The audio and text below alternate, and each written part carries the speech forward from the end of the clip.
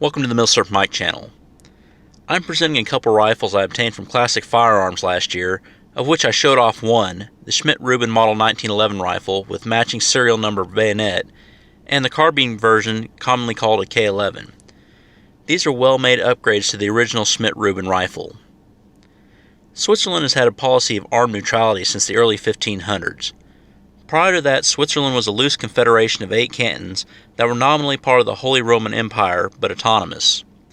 Referred to as the Old Swiss Confederacy after the Napoleonic era, they had an expansionist policy until the Battle of Marinago in 1515, where after peace with France in 1516, the Swiss never again attempted an offensive campaign.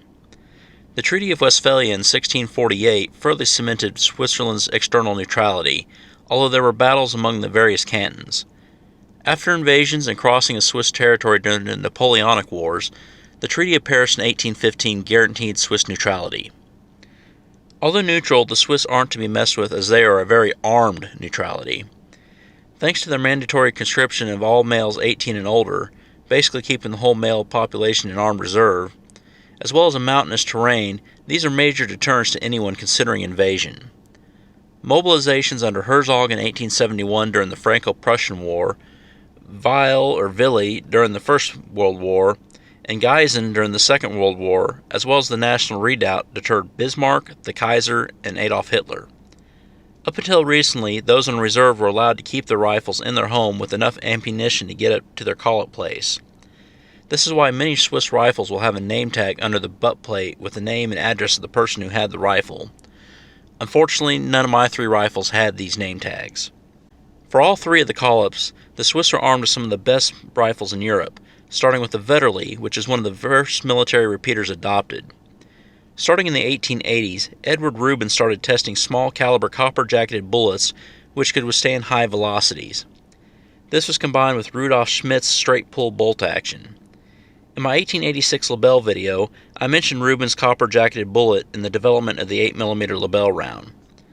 By 1889, Schmidt's rifle and Rubin's ammo were refined and adopted as a Schmidt-Rubin Model 1889, firing the GP90 cartridge, with a 213-grain 7.5 by 35.5mm smokeless powder round at 1935 feet per second. The cartridges were held in a detachable magazine of 12 rounds. This was a short-lived rifle, as even before entering service, there were reservations about the strength of the bolt. They requested that Colonel Schmidt move the locking lugs forward on the bolt sleeve. He claimed that the changes were not feasible. Soon after adoption, it was apparent that the rear locking lugs were problematic, and Colonel Vogelsgang and his assistant Reibholz were assigned to the task of designing a rifle with an improved action. They moved the locking lugs from the rear of the bolt sleeve to the front of the bolt sleeve.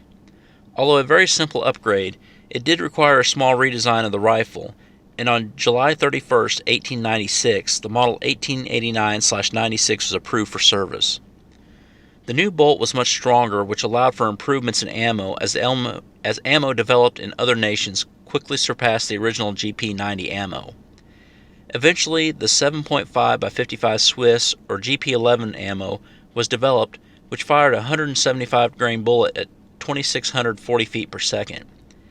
The 1896 rifles were updated with new barrels, a 6-round detachable magazine, a new trigger guard, and a semi-pistol grip was grafted onto the stock. New rifles built in 1913 to 1919 were adopted as a Model 1911. 127,000 were produced. Produced concurrently with the 1911 model was the Model 1911 Carbine, or also called the K11. This was produced until 1933 with around 184,000 produced. The next iteration I will get to in my next video, as I want to concentrate on the 1911 models today. These rifles are ahead of their time in smoothness and simplicity.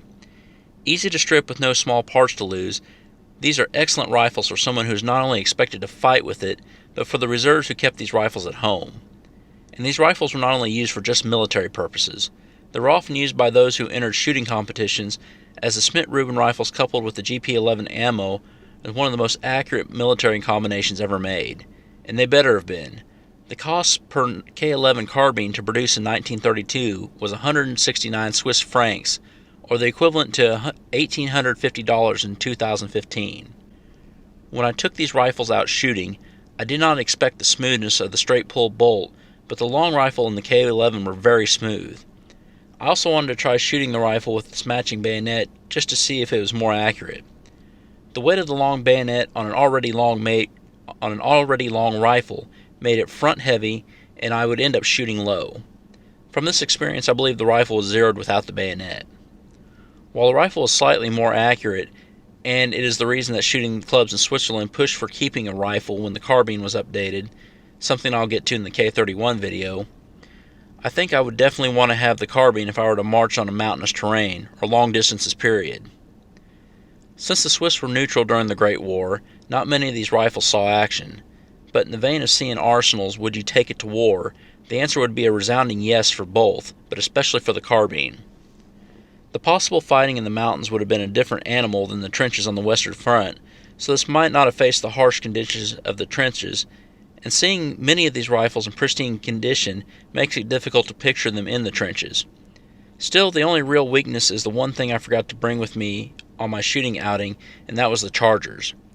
I think moisture, which was abundant in the trenches, would have had a very bad effect on the chargers, which were basically made of cardboard. Although it is impregnated with a resin and has thin steel lips, I would much rather have the Mauser stripper clip system. Please be aware of where your elected officials and the groups who claim to represent you stand on the Second Amendment.